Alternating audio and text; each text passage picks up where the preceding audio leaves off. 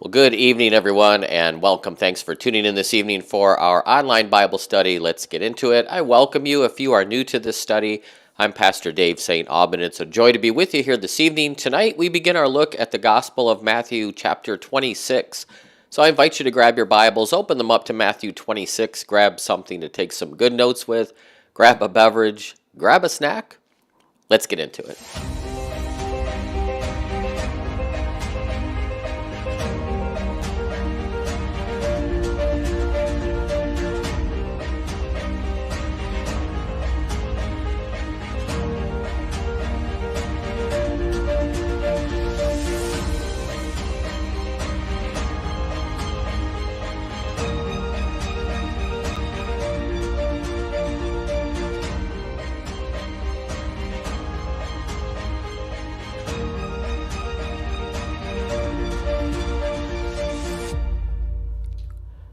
Well, again, good evening and welcome, and thanks for tuning in. I do pray that your day has been going well. Pray that you're having a good week so far. Happy Wednesday. Good to be with you here again this evening as we continue our journey through the Bible one chapter at a time. We are now in the Gospel of Matthew, and we are in the final 3 chapters of this Gospel, and we've been spending a lot of time in Matthew. The intent of this study was to focus on one chapter every night, and for the most part, we've been doing that. But Matthew, there's a lot of information, and some of these chapters are very long, and this is one of those chapters, over 70 verses. So we're going to spend the remainder of the week in Matthew chapter 26.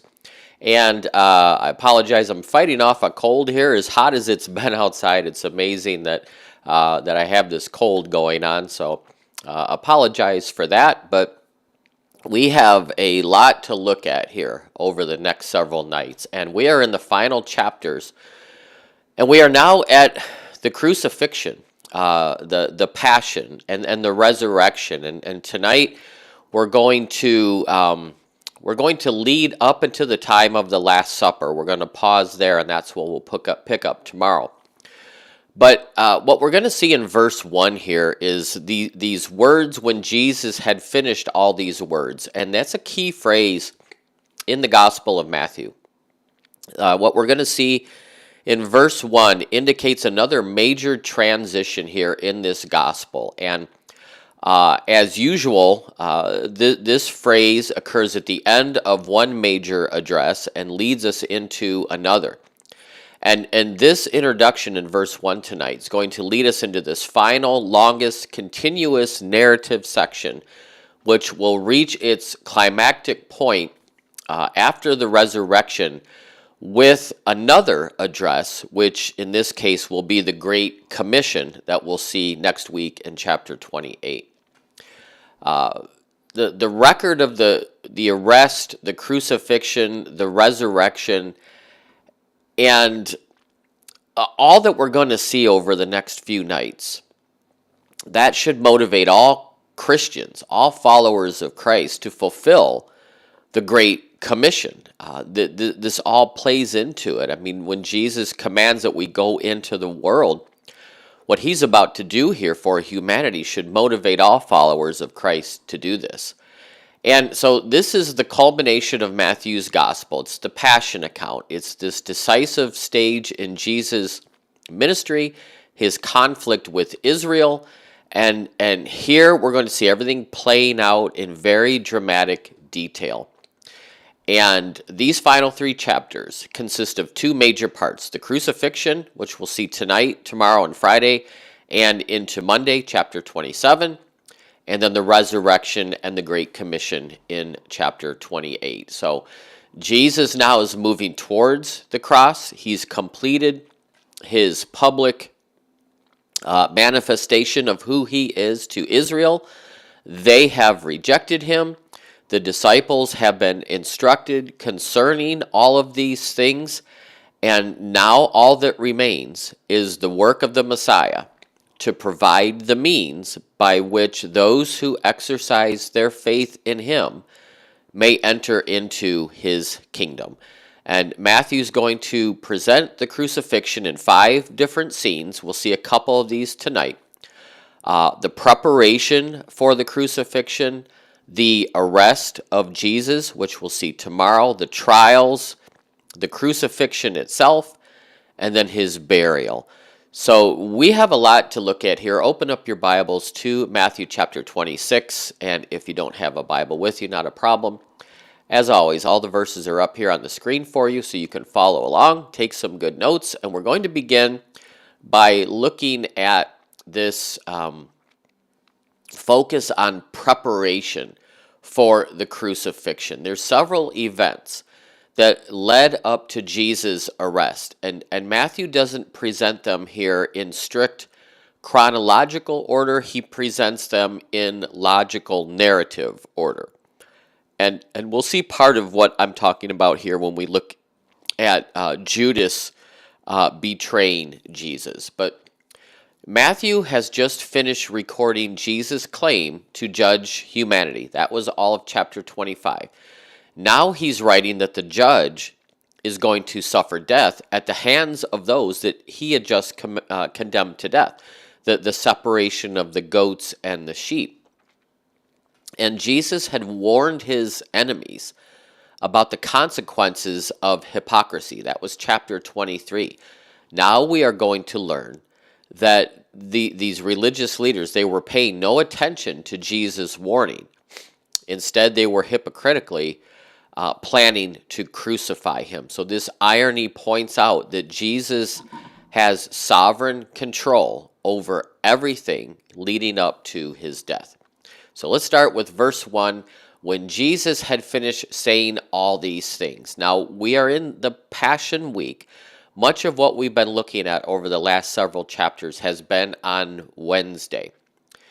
These words, when Jesus had finished these words, were spoken sometime on Wednesday, the same day he had all his controversy with the religious leaders that we've seen in chapter 21 through chapter 23, and on the day that he gave his Olivet Discourse, which is what we've been looking at in chapters 24 and 25. This was all on Wednesday, and he said to his disciples, "As you know, the Passover is 2 days away, and the Son of Man will be handed over to be crucified." So Jesus is predicting that his enemies would deliver him up to die by crucifixion in 2 days' time. And this connection between Jesus' death and the actual Passover is going to emerge more clearly when we see Jesus celebrating the feast of Passover with his disciples the following day, on Thursday, what we call Holy Thursday.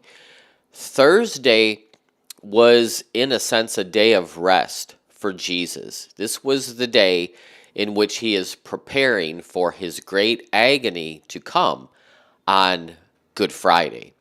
Verse 3, "Then the chief priests and the elders of the people assembled in the palace of the high priest, whose name was Caiaphas." So opposition to Jesus had been mounting for quite some time. We've seen that throughout this gospel. Matthew's narration of this plot now leads to this climactic point. And it all follows Jesus' prediction that we've seen in verse 2. In 2 days' time, the Son of Man will be handed over. Again, though, all that is taking place is under the sovereign control of Christ. He's not a powerless pawn here under control of anybody else. He essentially is orchestrating his own death, his own crucifixion. Now, the chief priests and the elders in verse 3, they represented the clerical members, the lay members of the Sanhedrin. At this time in history, Rome appointed the high priest of Israel. But, typically somebody would buy that office by bribing the Romans.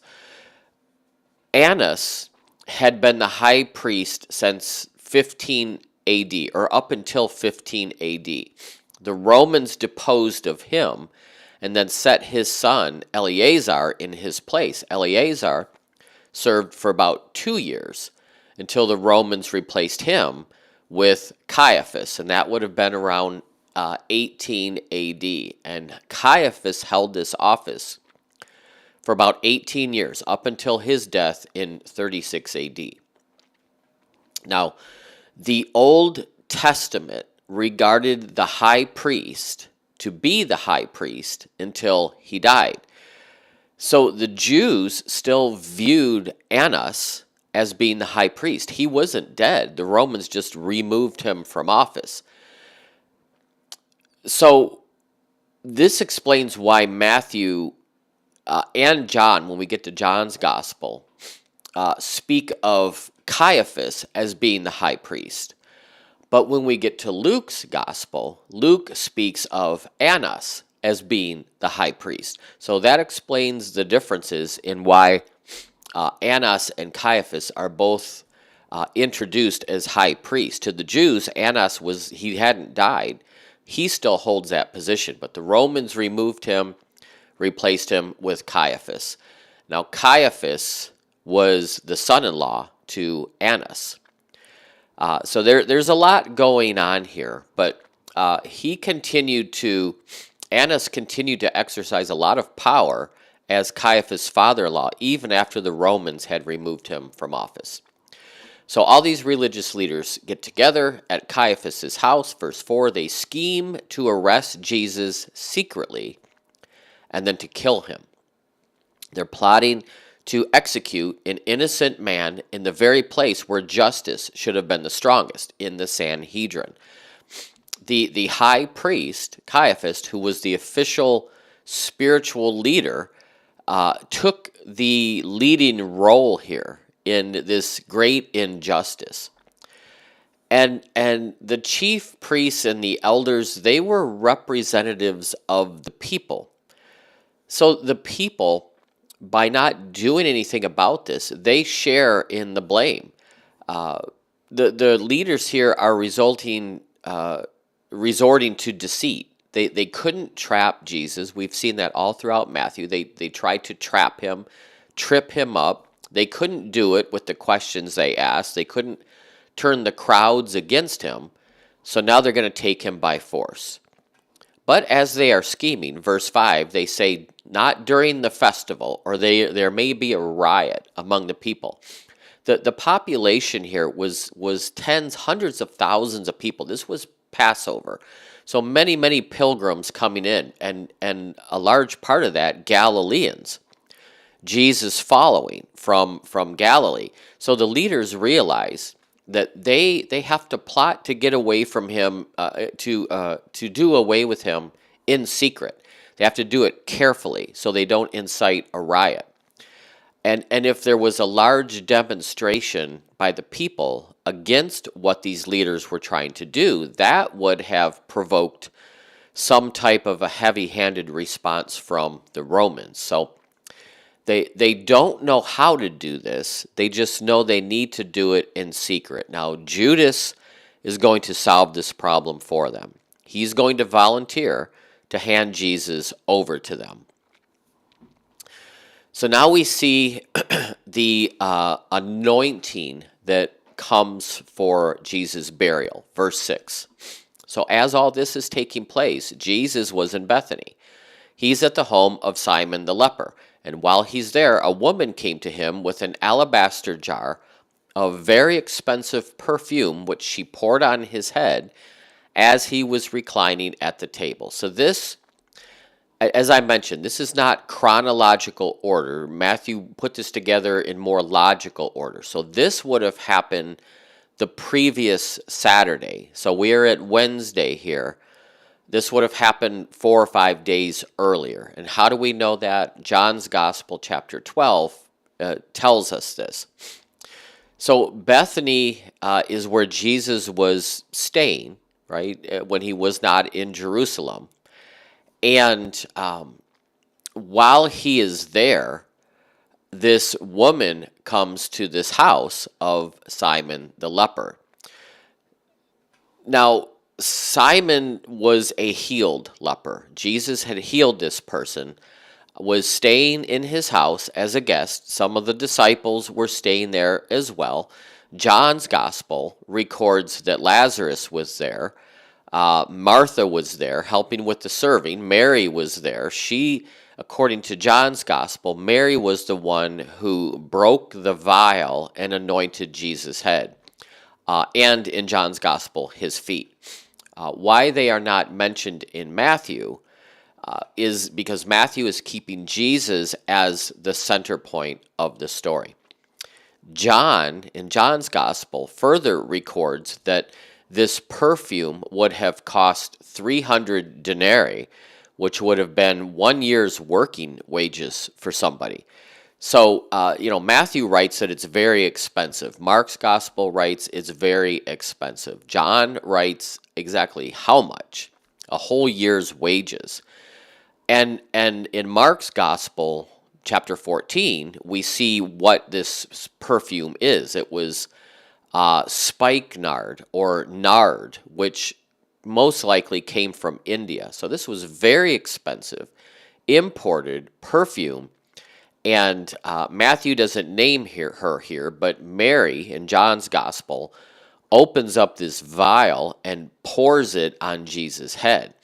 Verse 8, when the disciples saw this, they were indignant. Why are you wasting this? So again, who's leading this criticism is Judas. In John's gospel, chapter 12, we see that. So he's leading this criticism by the disciples of what Mary is doing. And when we read through the gospel records, every time Mary tries to do something for Jesus, she is misunderstood, she is questioned, she is criticized. But the disciples here, they are failing to appreciate the significance of what Mary is doing, that this anointing was appropriate in view of Jesus' identity as being the Lord's anointed and his coming death. This wasting of this burial spice, it was done on a man who was very much alive at that point, on Jesus. This really offended the disciples. It's another indication they couldn't accept the idea that Jesus was going to die. So they criticized, why are you wasting this? Verse 9, this perfume could have been sold at a high price. The money could have been given to the poor. So again, this is Judas leading this criticism, and regardless of his motive, all the disciples feel that this gift from Mary was an inappropriate gift because it could have been sold off and many poor people could have benefited from it. What they don't realize is the sacrifice that Jesus is about to make would solve the basic need of every poor person throughout history, which is salvation. So did Mary understand what was going to happen with Jesus? Maybe, maybe not. She may have understood. She may not have understood. In either case, she made her sacrifice because she loved her Lord. She loved Christ. So she offers up this gift. Now, Jesus, aware of this, and he probably overheard the disciples criticizing Mary, said to them, why are you bothering this woman? She's done a beautiful thing to me. Jesus, whether he overheard them speaking or just knew their hearts as Lord, he regards this criticism of his disciples as, why is this a bother to you? And why are you bothering her back? This is a beautiful thing. You call it a waste, verse 8, but this is a beautiful thing. Verse 11, the poor you will always have with you, but you will not always have me. So the disciples would have plenty of poor people around them that they could help by doing these good deeds, but they would not always have the Christ, the Son of the living God, which in chapter 16, Jesus asked, who do you say I am? Peter says, you are the Christ. You are the Son of the living God. You're not going to have me with you much longer, but you'll always have opportunities to help the poor. Verse 12. When she poured this perfume on my body, she did it to prepare me for burial. Normally, the friends of a deceased person would prepare the corpse for burial after death, right? in the case of a criminal, that was not allowed. So Mary may or may not have understood the significance of what she was doing, but Jesus uses this situation to remind his disciples that he will be arrested as a criminal and crucified and buried. Verse 13, truly I tell you, wherever this gospel is preached throughout the world, what she has done will also be told in memory of her. The good news, the gospel that Jesus is referring to here is the good news about his death, his resurrection, the basis for salvation. And Mary's act has become part of the gospel story, just as Jesus said. We are familiar with what Mary has done here. And Jesus, again, introduces his prediction of his death with this phrase, truly I tell you. It's an example of what Jesus had spoke earlier of in chapter 25. When you've done this for the least of these, you've done it for me. And he's trying to remind his disciples of what he just taught them.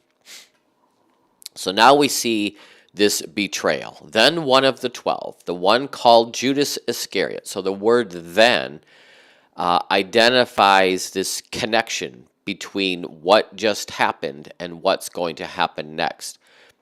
And Judas made his plans the same day that Jesus predicted his crucifixion, which again goes back to Wednesday. So now we are at Wednesday. So the preceding account took place 4 days prior on Saturday. Mary anoints Jesus. We go through this whole discourse leading up to Wednesday, and now Judas is going to make up his mind to betray Jesus. None of the gospel records records what the motivation was for Judas to betray him. But most likely it was this rebuke in verses 10 through 13 that we just saw that prompted Judas to do this. He was just rebuked by Jesus for his criticism. And he's probably upset and just figures he'll turn him in. The fact that Jesus allowed Mary to do this thing without rebuking her, that may have prompted Judas to decide this is not the Messiah after all. We don't know. We don't have the true motivation. We just know that Judas left, went to the chief priests, right, the leaders of the Jews, who were plotting to get rid of him, and asked, verse 15, what are you willing to give me if I deliver him to you? So they counted out for him 30 pieces of silver. The 30 pieces of silver that these religious leaders agreed to pay Judas was a very small amount. It was the price of a slave. It shows just how little esteem and regard they had for Jesus. And that Judas accepted it shows how little regard he had for Jesus. That stands in contrast to the high price that Mary had just paid by dumping out this vial of perfume. And this amount, 30 pieces of silver, it fulfills this prophecy in Zechariah chapter 11. And it's essentially a month's wages. It's the price of a slave. It's also the price that an Israelite had to pay his neighbor if an ox accidentally gored his neighbor's slave to death. That goes back to Exodus chapter 21. So this is not a large amount of money. But this is what they offer, and this is what Judas accepts, verse 16. And so from then on, Judas looked for opportunity to turn him in, to hand him over. So this happens on Wednesday. So for 2 days, Wednesday, Thursday, Judas is looking for an opportunity to betray Jesus to the chief priests before he actually does this deed on late Thursday, early into Friday. And now we come into the Passover and the preparations for the Passover. So in this section, Matthew draws attention to three different things: the preparation for the Passover meal, the prediction of his betrayal, and then the institution of the Lord's Supper, which we will look at tomorrow evening. So it's hard to put all this in chronological order. What helps us to remember is that the Jews began each day at sunset, not at sunrise. So if this is taking place at sunset on Wednesday, this is the next new day, which would be Thursday. So verse 17, on the first day of the festival of the unleavened bread, the disciples came to Jesus and asked, where do you want us to make preparations for you to eat the Passover? So the first day would have been Thursday, the 14th of the Jewish month of Nisan. That goes back to Exodus. So that's where we get Thursday from. Now, Jesus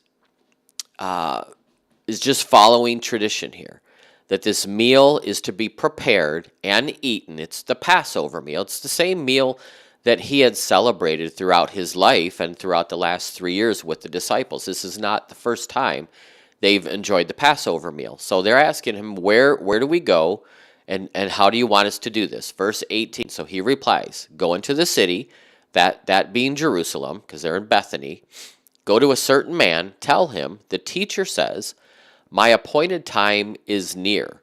I'm going to celebrate the Passover with my disciples at your house. So the identity of this certain man that Jesus is referring the disciples to, and in John's gospel, we'll see Jesus is talking to Peter and John. The name of the certain man, the identity, is not important enough for any of the gospels to record who he is. But what we can glean out of this is careful preparation for the meal by Jesus. And to the disciples and to the man responsible for the room, the my time that Jesus is referring to, my appointed time, refers to the time of the Passover. Later, the disciples are going to realize that when Jesus says my time, he's talking about his suffering, when his mission would come to a culmination, the climactic point. But the Passover meal had to be eaten within the walls of the city. So remember, they're in Bethany.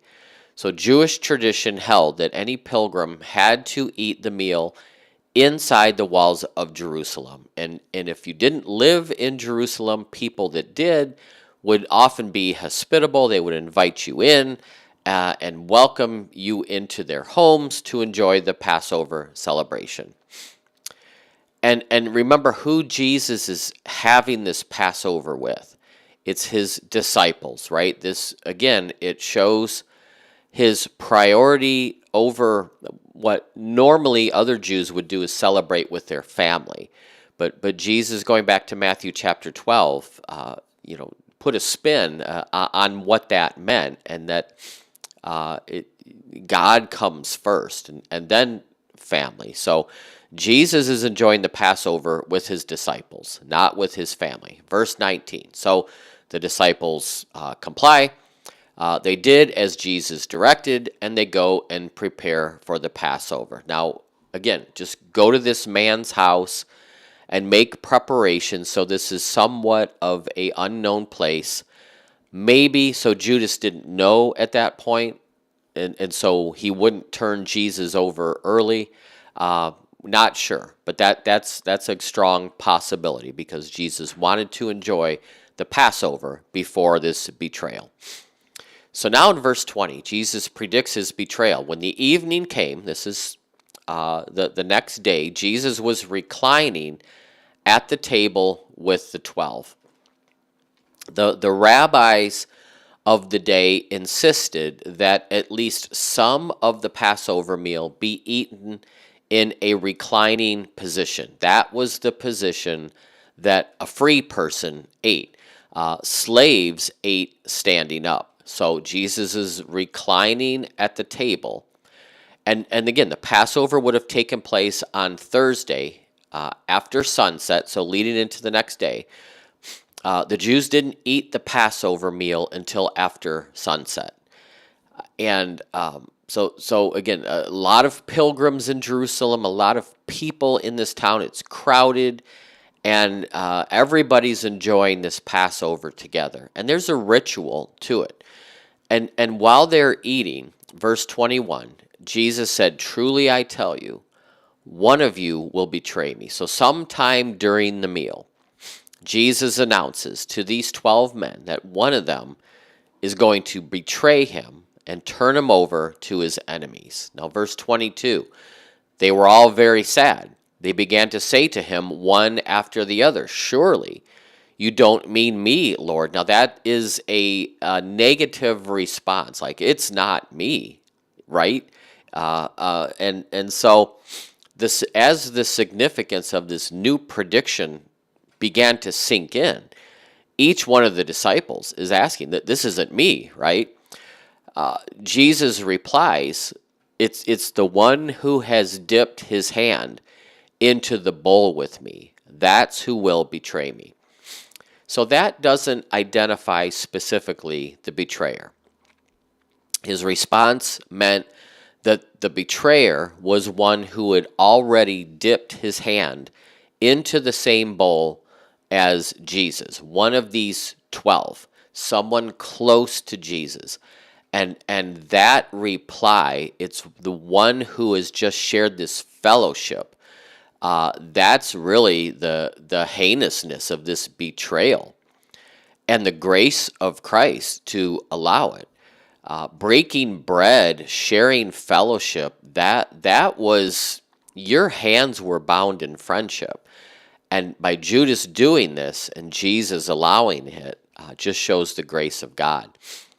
And again, there was a process to this. So you would take bread and you would dip it into a bowl. Haroset, it would be this mixture, apples and nuts and cinnamon, and you would dip the bread in together and share the bowl. And so at this point, Judas has already done this. Now, he may have been to the right of Christ, which would have been a place of honor. Wherever they were seated, he had already done this act with Jesus. And the Son of Man, verse 24, will go. I'll be betrayed, and I will go, just as is written about. But woe to that man who betrays the Son of Man. It would be better for him if he were not born. The Son of Man title that Jesus uses here combines his messianic role and his suffering servant role. And his woe here, woe to that person, it's compassion, but it's also condemnation.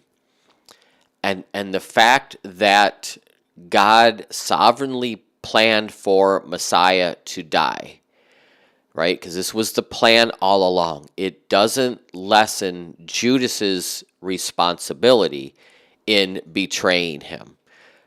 Jesus' death resulted in salvation for many people, but it's going to mean personal and eternal ruin for Judas. If Judas had been a believer in Christ, Jesus wouldn't have said, "It would be good if you were not even born." The fact that Jesus was a disciple, but still an unbeliever and a traitor, shows that disciple doesn't always mean believer. He was a follower, but he was not a believer. Verse 25. And then Judas, the one who was going to betray him, said, "Surely you don't mean me, Rabbi." Now there's a lot in there. This is a hypocritical question. It stresses again the hypocrisy of Judas. And remember, all the other disciples are saying this. Not me, right? Not me, right? So maybe Judas feels some pressure here to repeat the same question, or else he would have given himself away if he just sat in silence. Surely you don't mean me, Rabbi. Now, Rabbi was a title of respect, but the other disciples in verse 22, what did they say? Surely you don't mean me, Lord. Now, it could have just been Jesus viewing, or Judas viewing Jesus in a different light here, because that was a respectful word, Rabbi. But he's not addressing Jesus as Lord. And Jesus says, "You have said so. You have said it yourself." That's the same response that he gives to Pontius Pilate. And we'll see that in verse 64 on Friday. But this gives a sense of what's going on here. His reply to Judas and the vagueness of this reply, it would have led the other disciples to conclude that it wasn't Judas. So nobody really knows what's going on here at this point. Or perhaps Judas is wondering if Jesus discovered who he is, right? It's not me, right? Well, you've said it wasn't. So this is what's taking place here. And at this point, Judas leaves the room. So that's where we're going to break for tonight. And we'll pick up tomorrow with the beginning of the Lord's Supper, the institution of the Lord's Supper. We're going to talk about this Passover meal a little bit, and the tradition of it, and how Jesus, in saying this is my body and my blood, would have turned that whole tradition on its head. But this is where we're going to break. So thank you for being here this evening. I do pray that this has been a help to you. Tomorrow we'll pick up with the next verse, with verse 26, and then Friday we will conclude this chapter. But have a wonderful rest of your evening. Stay safe and stay healthy, and I look forward to seeing you soon. Till then, take care and God bless. Bye-bye.